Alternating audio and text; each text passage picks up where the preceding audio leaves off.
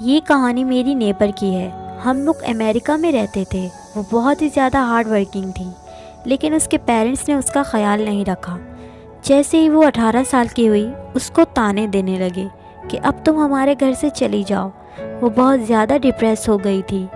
एक मंथ बाद उसके पेरेंट्स ने उसे घर से निकाल दिया। आप इमेजिन कर सकते हैं वो कितनी फ्रस्ट्रेटेड थी। वो एक डॉक्टर माँ और इंजीनियर बाप की बेटी थी, लेकिन 18 साल के होते ही होमलेस हो गई। वो मासूम थी, लेकिन उसके पेरेंट्स को अब उसकी परवाह नहीं थी। बहरहाल उसको किसी तरह से जॉब मिल गई और वो जॉब के साथ साथ अपनी स्टडी भी कंटिन्यू कर रही थी।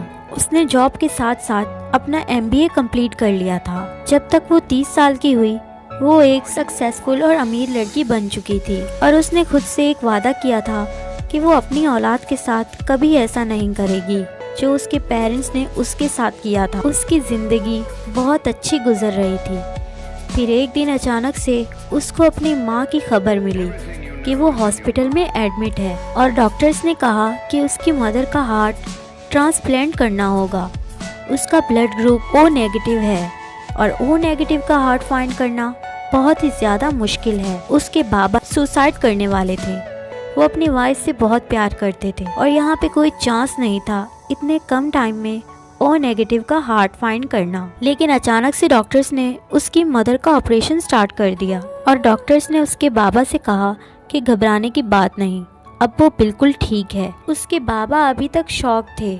उन्होंने सोचा कि ये कोई मौजज़ा हुआ है, लेकिन डॉक्टर ने उनको बताया कि एक लड़की ने अपना हार्ट उनको दिया है, जो कि उनकी बेटी थी, जिसको उन्होंने घर से निकाल दिया था। उसका ब्लड ग्रुप भी O नेगेटिव था और उसी ने ही उनकी ज़िंदगी बचाई है।